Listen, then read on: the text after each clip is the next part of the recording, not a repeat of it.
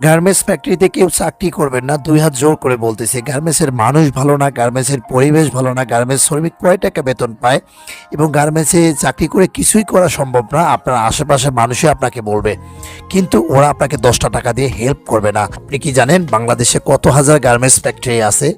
কত লক্ষ শ্রমিক গার্মেন্টস ফ্যাক্টরিতে চাকরি করে? বাংলাদেশে মোট রপ্তানি আয়ের 85% আসে এই গার্মেন্টস ফ্যাক্টরিগুলোতে। আজকাল গার্মেন্টস ফ্যাক্টরি চাকরিগুলো সরকারি চাকরির মতো হয়ে গেছে, যা সহজেই পাওয়া যায় না। তো গার্মেন্টস ফ্যাক্টরির গেটগুলোতে হাজার হাজার শ্রমিক দাঁড়িয়ে থাকে চাকরির জন্য। আরে ভাই, আপনি কেন বসে থাকবেন? তো সবাই আপনাকে বলবে যে গার্মেন্টসের চাকরিটা ভালো না। গার্মেন্টস ফ্যাক্টরিতে হেল্পারের পদে যে চাকরি করে থাকে সেও মাসে ইনকাম করে থাকে 30,000 টাকা। Quality operator, swing supervisor, PM, GM, এগুলোর কথা আমি বললাম না এই ভিডিওতে। সামান্য একজন হেল্পার, সেও মাসে ইনকাম করে থাকে 30,000 টাকা। তো কেন ভাই আপনার সময়টা আপনি নষ্ট করতেছেন?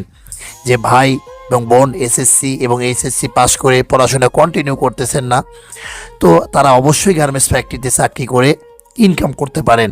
আমি নিজেই গার্মেন্টস ফ্যাক্টরিতে দীর্ঘদিন যাবৎ চাকরি করে আসতেছি, তো আপনাদের উপকারের সাথে আমি ভিডিওগুলো করে থাকি।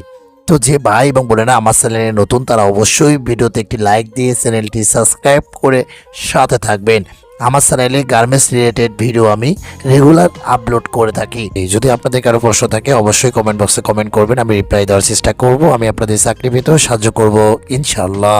বর্তমানে বাংলাদেশে গার্মেন্টসের সংখ্যা হচ্ছে 4,500-এরও বেশি। গার্মেন্টস ফ্যাক্টরিতে শ্রমিক চাকরি করে 45 লক্ষেরও বেশি। বাংলাদেশে মোট আয়ের, রপ্তানি আয়ের 85% আসে গার্মেন্টস ফ্যাক্টরিগুলোতে থেকে। যারা গার্মেন্টস ফ্যাক্টরিতে চাকরি করবেন তারা ভিডিওতে একটি লাইক এবং একটা কমেন্ট করবেন, আর যারা চাকরি করবেন না শুধুমাত্র কমেন্ট করবেন। তো আজকের ভিডিও এই পর্যন্ত। ভালো থাকবেন, সুন্দর থাকবেন, সুস্থ থাকবেন, এই বলে আজকের ভিডিও থেকে বিদায় নিচ্ছি।